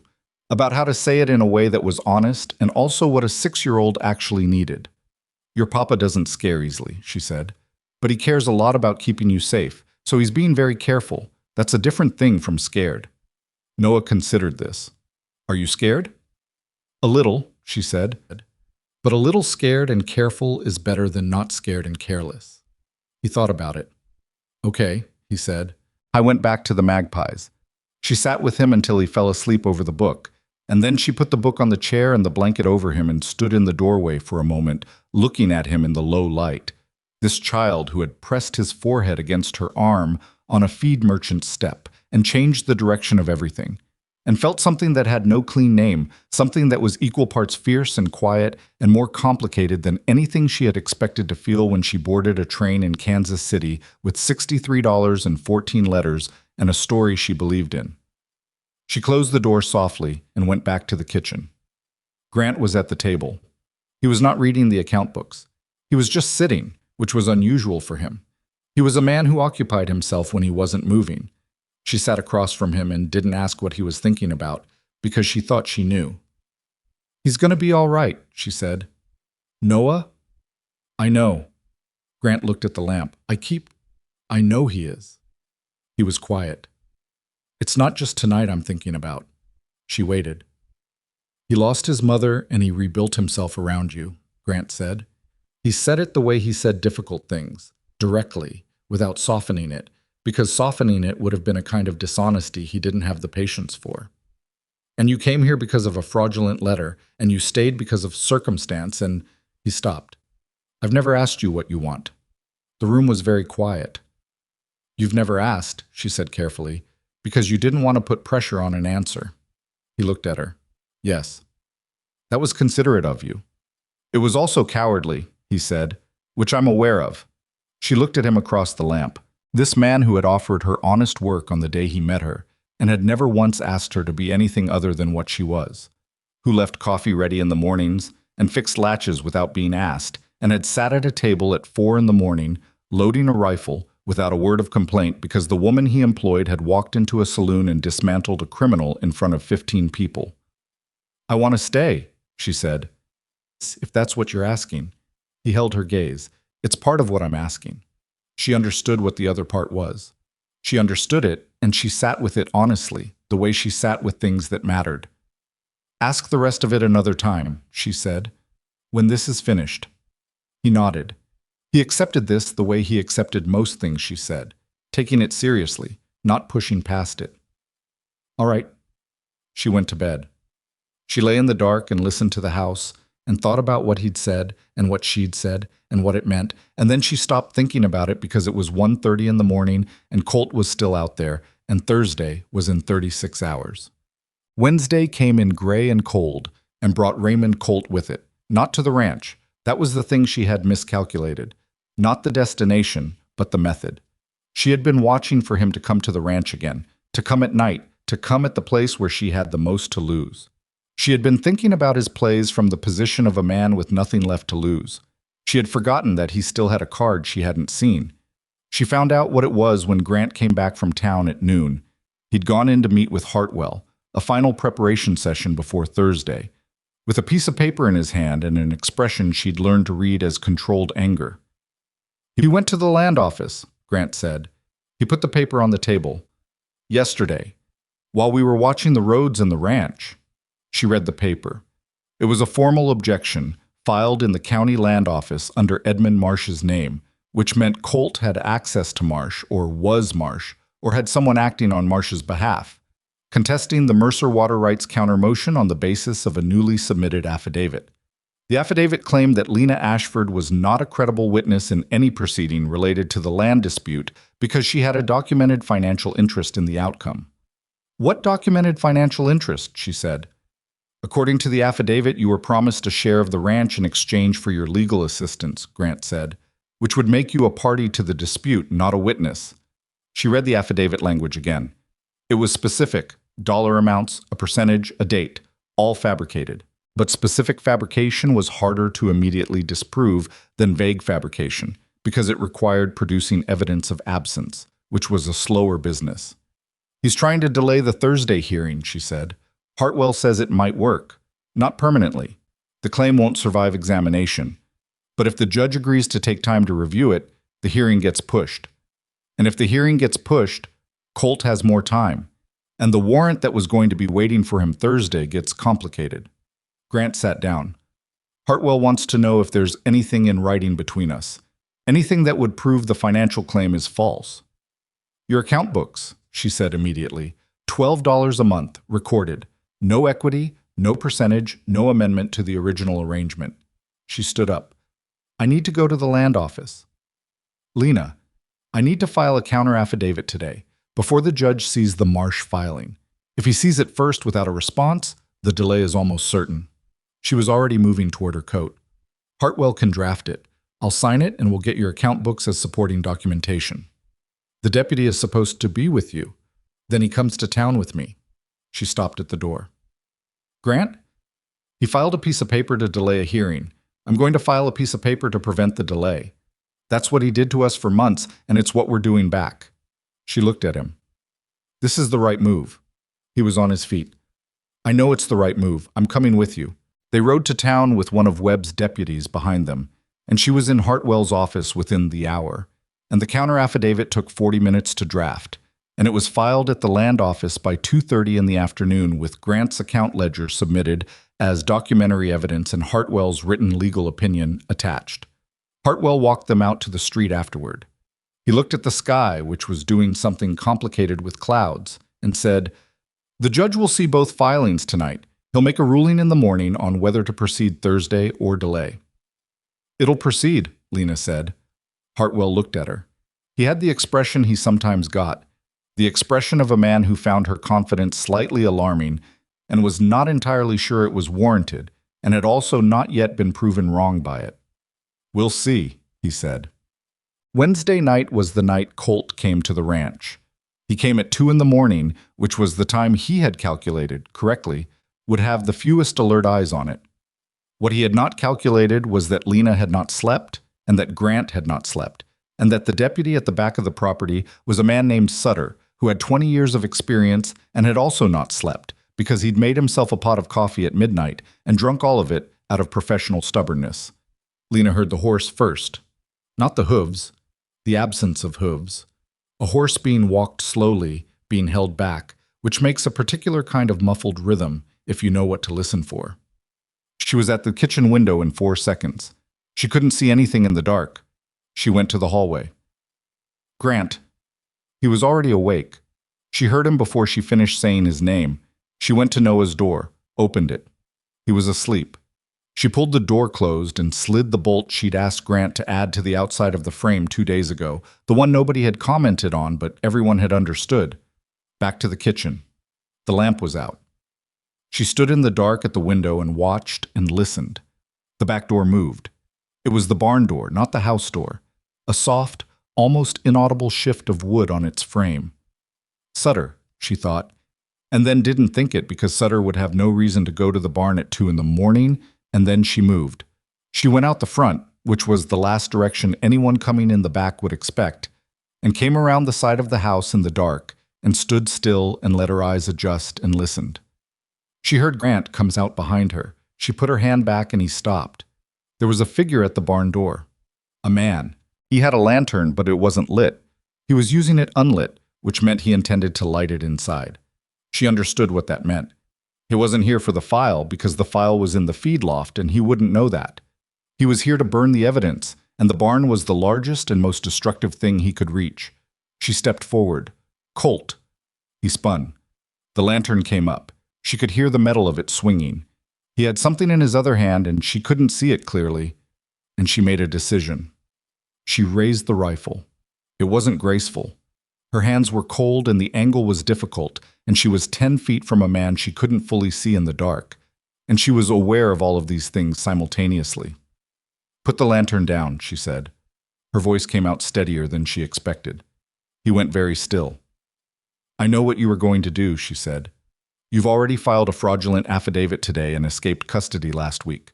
You're standing in front of a barn with a lantern at 2 in the morning.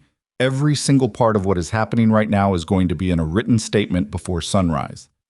Sutter appeared from the far side of the barn. He had his rifle up. Grant was behind her. Colt looked at the three of them. He looked at the barn. He looked at the lantern in his hand. And then something in him, the part that was always calculating odds, finished calculating and didn't like what it found. He set the lantern down. "On the ground," Sutter said, "hands forward." What happened next was not complicated. Colt went to the ground and Sutter had him secured within 2 minutes, and it was competent and undramatic and nothing like the versions of these moments that stories usually tell, where something cinematic and cathartic occurs. It was a cold night and a muddy yard and a man face down with his hands behind his back, and Lena stood with the rifle lowered and watched it happen, and felt, not triumph, something quieter and more complicated than triumph. Something closer to the feeling she'd had on the platform in Kansas City when she'd understood that the story wasn't going to correct itself, and she was going to have to make a different story from scratch. She went inside and woke Noah and unbolted his door and told him it was all right and everything was handled, and he looked at her with his serious, half-asleep eyes and said, "Did you catch him?" And she said yes, and he said okay, and went back to sleep with the absolute trust of a child who had decided that the people responsible for his safety were competent, which was the most complete vote of confidence she had ever received. Thursday came bright and cold, which Wyoming had no obligation to provide and provided anyway. The county courthouse in Larimer was a 2-story building that smelled like cold plaster and pine sap and the accumulated weight of official proceedings. Lena sat at the side table with Hartwell and Grant and the account ledger and the notebook and every piece of documentation that had been built over 5 months of careful, daily, unglamorous attention. Raymond Colt was in custody at the front of the room, looking worse than he had in the saloon. He had the look of a man who has been cold and uncomfortable and who has spent the night reconsidering the decisions that led to a muddy yard and a woman with a rifle.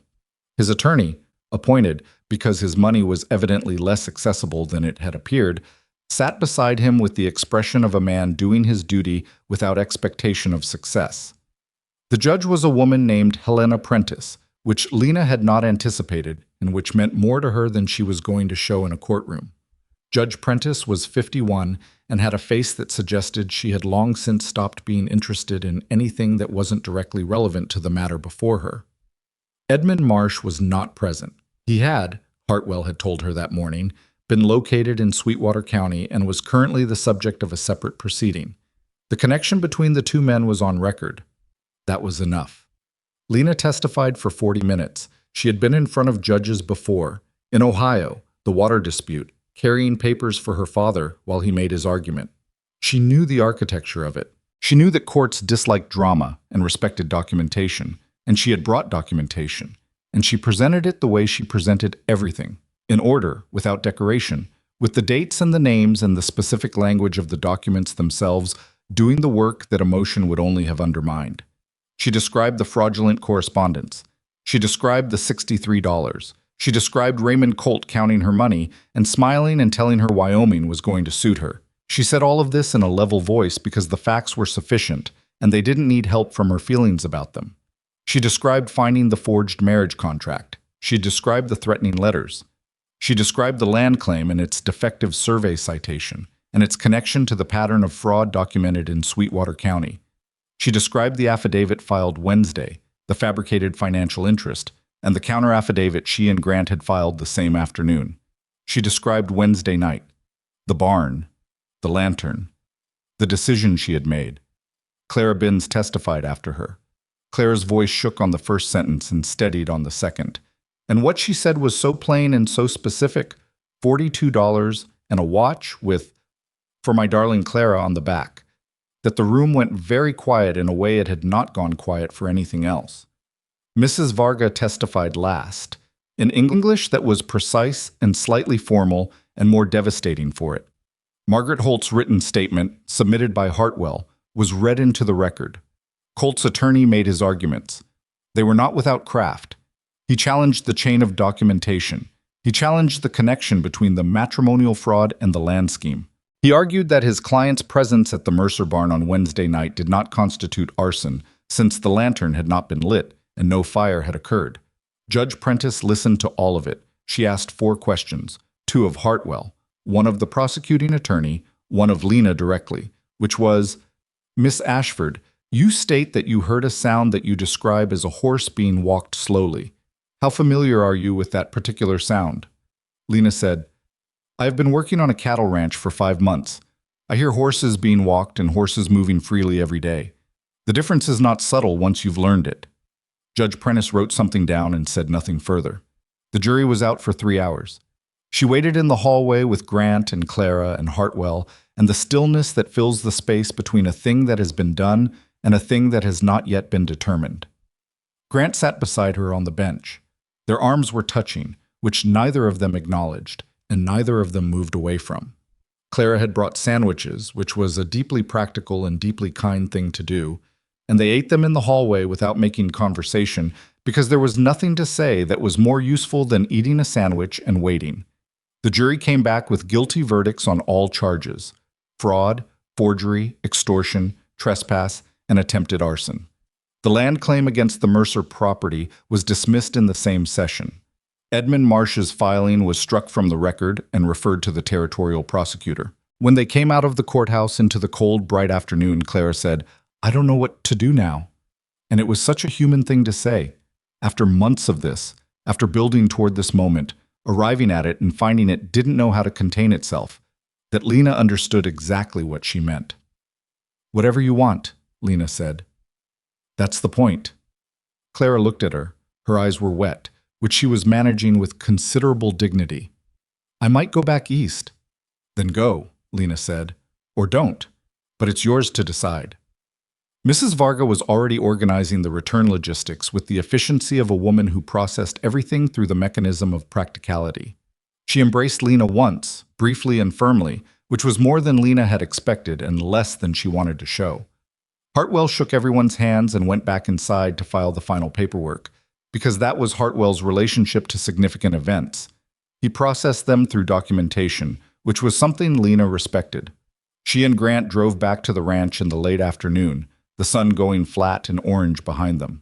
Noah had spent the day with Mrs. Varga and was waiting on the porch when they arrived, the cat under his arm, his boots untied. He looked at their faces and read something in them. "Did you win?" he asked. "Yes," Grant said. Noah considered this. "Good," he said. He held out the cat.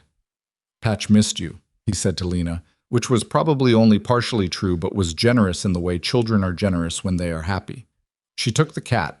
It settled against her with the boneless indifference of a creature that had decided she was acceptable, and she stood on the porch of the Mercer Ranch in the dying afternoon light and looked out at the land that was going to stay exactly what it was, a working ranch on difficult ground in a territory that didn't make things easy, and felt the particular quality of silence that follows when something that has been threatening for a long time finally stops. It was not the silence of the platform in Kansas City. It was a different kind entirely. Heavier, quieter, more sure of itself. The kind of silence that is ground under it. The days after the verdict had a quality she hadn't anticipated. She had expected relief. She had felt it, standing on the porch with Patch in her arms and the light going orange behind the hills. But she hadn't expected the particular flatness that followed it. The way the body, after months of sustained alertness, doesn't know how to simply stop. The way the mind keeps reaching for the next problem and finding the shelf empty. She kept the notebook, not because there was anything left to record in the legal sense, but because the habit had become part of how she processed things, and habits that have kept you functional during hard periods don't dissolve overnight just because the hard period has ended. She wrote small things. The temperature. What Noah said at breakfast. The state of the kitchen garden going into winter. It was Clara who noticed it first, which surprised Lena, because she hadn't thought Clara was watching her that closely. Clara came out to the ranch the Saturday after the verdict, ostensibly to return a shawl she'd borrowed from Lena on the courthouse steps when the afternoon had turned cold. She found Lena in the kitchen garden pulling the last of the season's turnips, and she sat on the fence and watched for a while before she said anything. "You look like someone who just won a foot race and is waiting for the next one to start," Clara said. Lena straightened up with a turnip in each hand. "I don't know what to do with quiet," she said. It came out more honestly than she'd intended. "Me neither," Clara said. "But I've decided I'm going to try it for a while." She paused. "I'm not going back east." Lena looked at her. "I thought I would," Clara said. After. Go back to Cincinnati or wherever. Start over somewhere that doesn't have the shape of all of it. She pulled her coat tighter. But then I thought, I built something here. It isn't much, but I built it after he took everything, and I don't want to give that up too. Lena went back to the turnips. What will you do? Mrs. Varga offered me more hours at the laundry. Real hours. Not the half-time she had me on before. Clara paused. And I'm thinking about the thing you said. In the saloon. The way you stood there, and I've been thinking about the women who didn't have anyone do that, who are in some other town right now, still waiting for someone to show them it's possible. Lena looked up at her. What are you thinking about doing? I don't know yet, Clara said. But I think there's a way to make what happened here useful somewhere else. The documents. The pattern you identified. She paused. Hartwell said the territorial prosecutor is looking at other counties. He needs testimony from women who've been through it. He'd need someone to find those women, Lena said carefully. Yes, Clara said. He would. They looked at each other across the fence. Something was being established. Not a plan, not yet, but the ground that a plan might eventually be built on. Talk to Hartwell, Lena said. Tell him what you told me. Clara nodded. She stayed for coffee, and she and Noah had a conversation about magpies that he initiated with characteristic directness, and she left in the early afternoon looking lighter than she had when she arrived. Lena watched her go down the road and felt something she recognized as pride, though she wouldn't have called it that out loud. Grant asked her the following Tuesday. He didn't approach it the way she'd half expected him to. Not at the kitchen table, not with any particular formality, not as a conversation with a clear beginning and an established shape. He asked her outside in the cold, on the west side of the barn, while they were both working on a section of fence that had taken damage in a wind earlier that week. He had been next to her for 20 minutes, working without speaking, which was not unusual for him. She was on her third fence staple when he said, without preamble, "You said to ask the rest of it another time, when this was finished." She drove the staple. "I remember. It's finished." "It is." He was quiet for another moment. She kept working. She had learned that Grant said things at their own pace, and that trying to pull them faster didn't make them come better, just sooner. "I've been thinking about what you said," he said. "About staying. I want to know if staying means—" He stopped, tried again. "Noah isn't the only one who—" Another stop. She put the hammer down and looked at him. He was looking at the fence post with the expression of a man engaged in an internal contest between what he wanted to say and his lifelong habit of saying as little as possible. "Grant," she said. He looked at her. "You're going to have to just say it," she said. "I understand you find it difficult, but I'm not going to help you with this one." Something crossed his face that was exasperation, and something warmer than exasperation in equal measure. "Will you marry me?" he said. Flat, direct, no decoration, exactly the way he said everything. She considered him for a moment, this man who had offered her honest work and kept his word about it for 5 months, who had sat at a table at 4 in the morning without being asked, who had said, "I don't know what this place would look like without you," and then waited, without pushing, for her to be ready to hear it. He was not the man she had crossed the country for. He was better than that man. Better in the specific way that real things are better than invented ones, which is that he was imperfect and present and entirely, specifically, himself. "Yes," she said. He didn't say anything. He picked up his hammer and drove the next staple, and she picked up hers and did the same, and they finished the fence section in silence.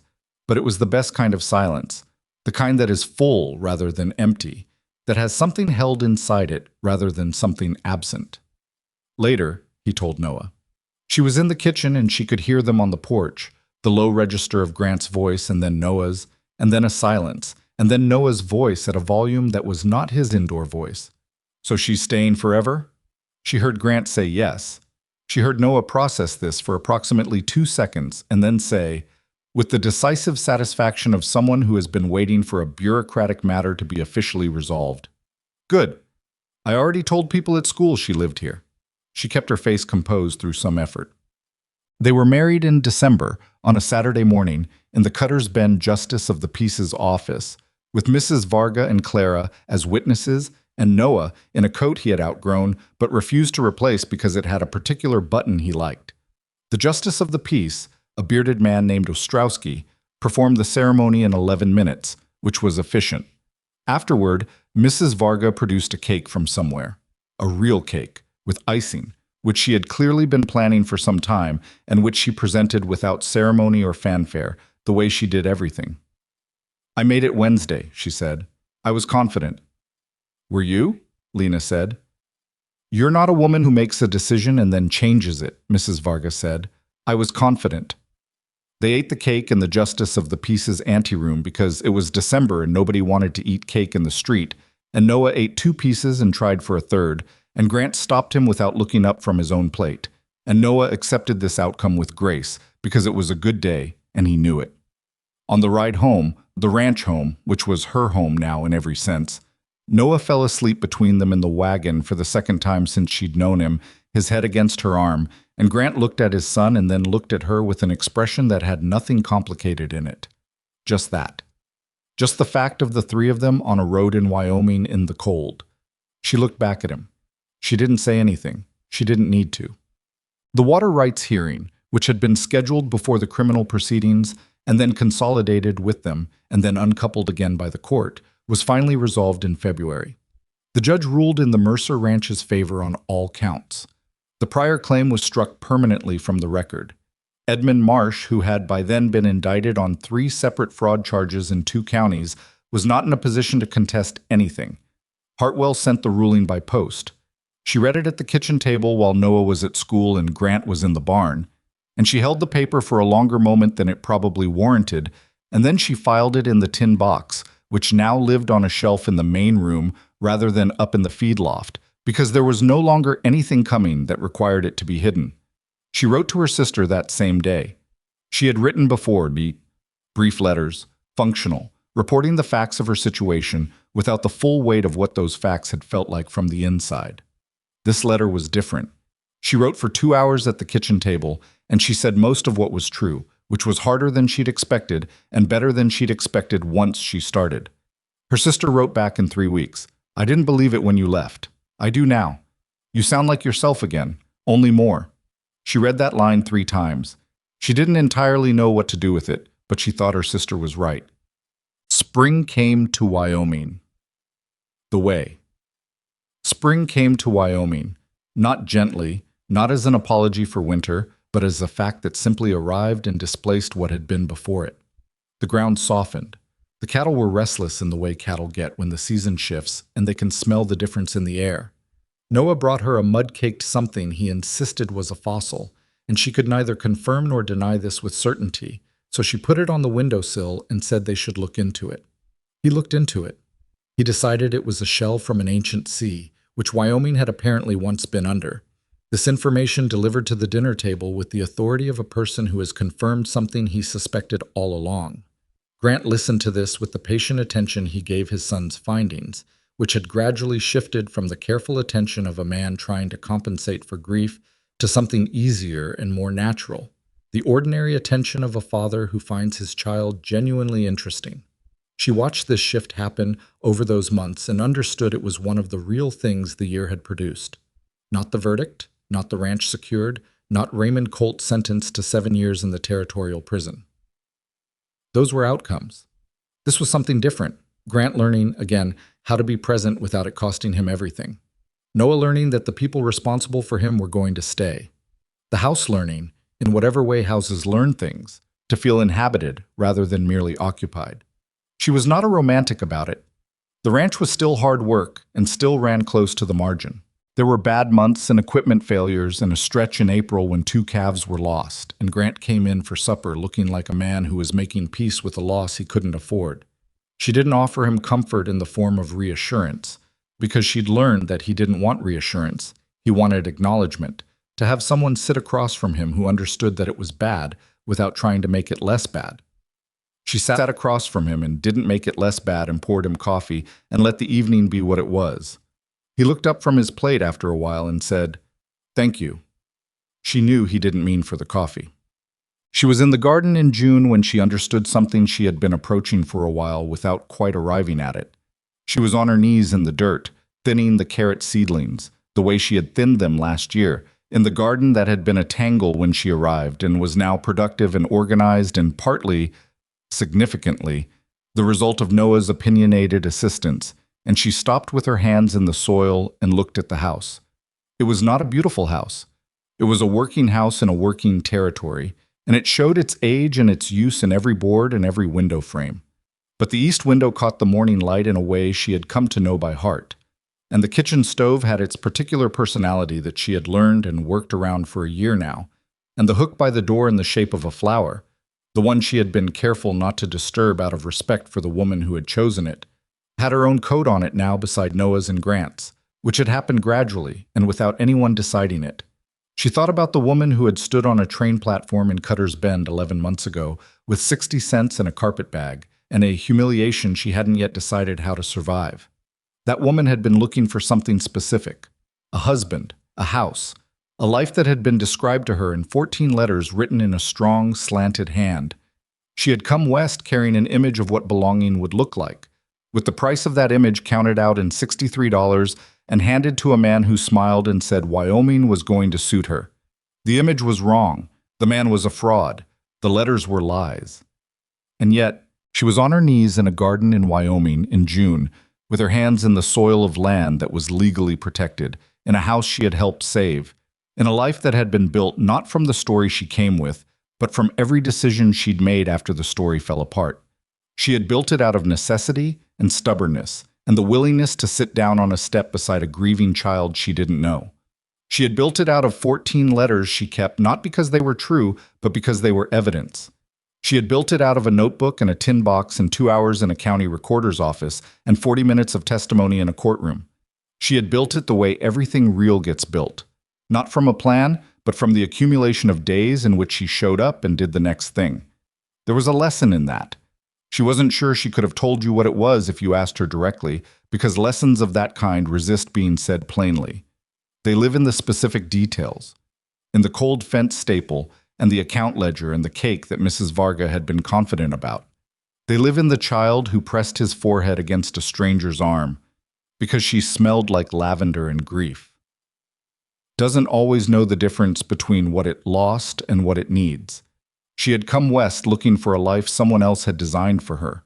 She'd ended up with one she'd made herself, which was less comfortable and more true, and which fit her in the particular way that things fit when they've been worn in rather than purchased new. She pulled another carrot seedling. The soil was good soil, better than it looked. That was something she had learned about this place too, over the months. It looked harder than it was. Or rather, it was as hard as it looked, but it yielded more than it appeared to promise, if you were willing to stay with it. She heard the kitchen door and looked up. Noah came out with his boots on the wrong feet, which he did with a frequency that suggested it was partly intentional, and he had something in his hand. "There's a letter," he said. He held it out. She looked at the return address. Clara Binns, Territorial Prosecutor's Office, Laramie. She sat back on her heels and opened it. Clara's handwriting was neat and slightly cramped, the handwriting of someone who had learned to be economical with paper. The letter said that the Territorial Prosecutor's Office had formalized a witness coordination program for fraud cases across 7 counties. It said that Clara had been taken on as a case coordinator, a title that didn't quite have precedent, which she noted with what sounded like satisfaction. It said that 4 women from 3 different counties had already submitted formal accounts, and that the Sweetwater County filing documentation, the copies Lena had provided, had been entered as foundational evidence in a pattern fraud case that would likely result in multiple additional convictions. The last paragraph said, "I want you to know that I went back to that feed merchant step where you sat down next to me. I don't know why. I just needed to see it. It looked smaller than I remembered. Most things do, I suppose, once you're past them." Lena folded the letter carefully and put it in her apron pocket. Noah was watching her with his characteristic patience. "Is it good news?" "Yes," she said. "Then why do you look like that?" "Like what?" He thought about it. Like when something's good but you're also thinking about something else at the same time. She looked at him. This boy who noticed things, who had always noticed things, who was going to grow up into a man who paid attention to the world and the people in it, and who had started learning that from a woman who sat down beside him on a step when she had nothing and nowhere to go. She thought about what that meant. The specific, accidental, irreversible way that one person's presence in a life shapes what that life becomes. Neither of them had chosen it. She hadn't chosen him. He hadn't chosen her. They had landed in the same place at the same time, and she had sat down, and that was all, and it was everything. Yes, she said. Both things at once. That's called bittersweet. He tried the word. Bittersweet. He considered it. Like when the last day of school feels good and also not good? Exactly like that. He accepted this and sat down next to her in the dirt, uninvited, which was his preferred mode of participation in most activities. What are you planting? Thinning, she said. The carrots need more room. Can I help? You'll pull the wrong ones. I'll ask before I pull them. She looked at him sidelong. He looked back at her with the expression he'd inherited from his father. Direct, waiting, not particularly concerned about the outcome either way. The expression of a person who has made their offer and is comfortable with whatever comes. Fine, she said. Ask before you pull. He asked before he pulled everyone. His questions were mostly right. She corrected him 3 times and praised him twice, and he received both with equanimity and kept going, which was, she thought, about as much as you could ask of anyone. Well, Grant found them there an hour later, the two of them in the dirt with their hands muddy, and Noah narrating something about soil composition with the confidence of an authority whose authority was partially fabricated, and he stopped at the garden fence and looked at them for a moment with an expression Lena caught from the corner of her eye but did not directly observe, because some things are not meant to be observed directly. Supper, he said. 5 minutes, Noah said. 5 minutes, Grant agreed, which both of them knew was more like 20, and which Grant was apparently prepared to wait for, because he stayed at the fence. She gave him the letter without comment when she came through the gate. He read it standing there while she brushed dirt from her knees, and when he was done, he folded it along the same line she had folded it and handed it back. Clara's all right, he said. More than all right, Lena said. He looked at the letter in her hand and then at her. You're thinking about whether there's something I should be doing. Yes. She put the letter in her pocket. I don't know yet what it would be, but I think there's something. He nodded. He nodded the way he agreed with things he hadn't thought of, but found right once he heard them. Hartwell might know. I was thinking the same thing. Noah came through the gate, covered in an amount of dirt that was disproportionate to an hour of careful carrot thinning, and Grant looked at him and said, What happened to you? And Noah said with complete sincerity, I was investigating the soil. And Grant said, In your coat. And Noah said, Partly. And Grant gave up and directed him toward the pump. She walked into the kitchen ahead of them and began supper, and the sounds of the ranch came in through the window. Grant talking to Noah at the pump, the low and patient and slightly long-suffering tone of a father managing a child with strong opinions about hygiene. And the stove did its predictable thing where the right side ran hot, which she compensated for the way she always did, automatically and without thinking about it. This was what belonging looked like from the inside. Not the moment of arrival, not the resolution of the thing that had threatened to take it away. The moment after those moments, which was just supper and the pump and the stove that ran hot on the right, and a letter in her pocket from a woman who went back to look at a step that had changed the direction of both their lives. She had come to Wyoming for a husband the letters described and found, instead a man who drove fence staples in silence and meant more by it than most men meant by speeches. She had come for a house and found instead a home that required 5 months of daily work before it offered anything back. She had come for belonging and found that belonging wasn't a thing you were given. It was a thing you built incrementally from the accumulation of days in which you showed up and did what the moment asked. Nobody tells you that when you're standing on a platform with a carpet bag and 60 cents and a story that just fell apart. Nobody tells you that the falling apart is sometimes the beginning of the real thing. You have to find that out yourself, usually the hard way, usually in a place you didn't plan to be. She had found it here. In this kitchen, in this unremarkable house on difficult ground in a territory that didn't make anything easy. She found out, some weeks later, that she was pregnant. She told Grant on a Tuesday morning before breakfast, because she was not a woman who waited for a better moment when there was a perfectly functional moment already present. He stood still for a moment, and then he did something he almost never did. He reached out and put his hand against the side of her face, not dramatically, not as a gesture that was performing itself, just as a thing that was true and needed somewhere to go. She put her hand over his. They stood like that for a moment, two imperfect people in an imperfect kitchen in the early morning, and then Noah came in wanting to know what was for breakfast, and the moment folded into the morning the way mornings do. In the spring, a daughter was born. They named her May, after no one in particular, just a name that seemed to fit the person who arrived. She arrived in the practical, exhausting, undramatic way of all births, and she was healthy and loud and had opinions about the world from approximately the first hour, which Lena found reassuring and Grant found something between alarming and admiring. Noah was 8 by then and had reached the age where he processed significant events primarily through questions. He had many questions about May. He had particularly many questions about why she cried so much, which Lena answered honestly, because crying was the only communication tool she currently had, and she was using it to full effect, and he had done the same thing when he was her size. He considered this. "I don't remember that." "You weren't supposed to," Lena said. "You were the one crying." He accepted this and went to look at May in her basket with the careful, slightly baffled attention of a child who is still determining whether this new development was a good one. He came to his conclusion over several weeks, which was, yes, with caveats. The caveats were that she was noisy and required a lot of attention and couldn't do anything interesting yet. The yes was that she would hold his finger if he offered it, which he offered often enough that it became something between a habit and a ritual. Clara came for the christening. They did it simply, at the Justice of the Peace's office again, because neither Lena nor Grant had much patience for ceremony. And she brought a gift that was a small carved wooden bird, beautifully made, from a craftsman she'd found through the prosecutor's office. "I'm going to Denver in the fall," Clara said. "The prosecutor's office is opening a branch there. They want me to help set up the case coordination." She said it simply, without the weight she would have carried 2 years ago, not as an announcement of something surprising, but as a fact about her life. "I'm a little terrified," she added, in case that wasn't obvious. "It wasn't obvious," Lena said, "but it's reasonable." "Is that what you were? When you came here?" "I was terrified and also furious," Lena said. "The furious part was useful." Clara smiled. It was a different smile than the one she'd had on that feed merchant's step.